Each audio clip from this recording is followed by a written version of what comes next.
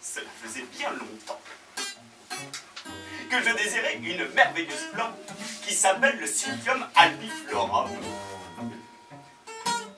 Enfin, je l'avais demandé aux collectionneurs, aux horticulteurs, au muséum, au jardin botanique. En vain, je l'avais réclamé de l'Angleterre, de l'Amérique, de la Belgique et même de ce botaniste passionné et charmant de Genève, M.H. Correvon, qui cultive dans ses curieux jardins de plein palais tout ce que la flore universelle peut donner de plantes révélatrices de beauté.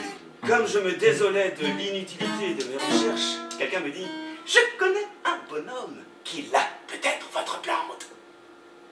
C'est une espèce d'original, très amusant, dont la coquetterie de posséder des fleurs que personne ne possède. Il en a, paraît-il, extraordinaire. Il habite Granville, et par une prédestination singulière, son nom est Hortus. Le lendemain, j'étais à Granville. Je trouvais le père Hortus dans son clos.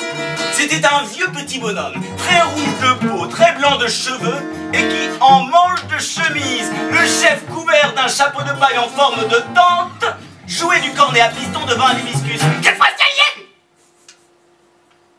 me dit-il en m'apercevant. « Cette fois je le tiens, le gredin !» Comme je paraissais intrigué devant un tel accueil, le père Hortus m'expliqua. « Voilà, moi, je n'aime que les plantes qui font des blagues. Seulement je suis aussi grosse qu'elle. Alors je les embête. Savez-vous ce que je viens de faire? Je viens de féconder un hibiscus.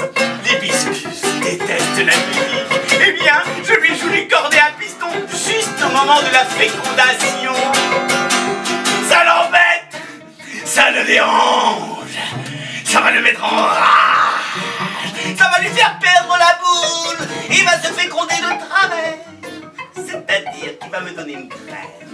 D'où sortira un monstre cocasse, qui sera un hibiscus ou qui n'en sera pas, qui sera une plante comme on n'en a jamais vu. Je me félicitais vivement de ce procédé de culture et lui expliquer le but de ma visite. Ah ça, je sais pas si j'en ai. Car j'ai tout un tas de plantes dont je ne connais pas le nom. Mais j'ai quelque chose de bien plus curieux que tous vos silphiums. C'est le concombre fugitif.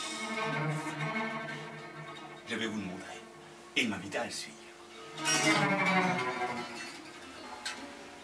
L'enclos était vaste, divisé en carrés rectilignes, traversé par de larges allées herbeuses. Jamais. Même dans un jardin abandonné, je ne vis pareil désordre. Les plantes, les plates-bandes, pictuelles, jamais rajeunies par la bêche ou l'humble binette, offraient l'indescriptible spectacle de plantes emmêlées les unes aux autres. Et tout ça, jauni, roussi, jonchant la terre dure, disputant aux herbes folles le peu de fraîcheur laissé dans le sol, brûlé par le soleil. Ah! Vous allez rire! Me dit le père Hortus. Il s'arrêta devant une planche, écarta quelques tiges séchées de flosse. C'est un concombre impayable que le concombre fugitif. Bon, à le voir, il n'a rien de particulier.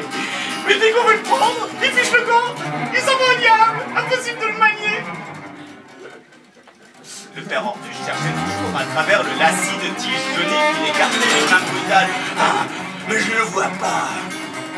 Où est-il, cet animal-là? C'est toujours la même chose. Quand on vient pour le voir, il n'est jamais là. Et se tournant vers moi, est-ce curieux tout de même? Un concombre. Attendons un peu. Il ne va pas tarder à revenir. Je ne savais si le père Hortus était véritablement fou. S'il cherchait à me mystifier, il se faisait interrompre ma visite. Non! Tout d'un coup, le père Hortus s'écroule en plavant dans la planche de fleurs. Ah, gredin! Ah, misérable!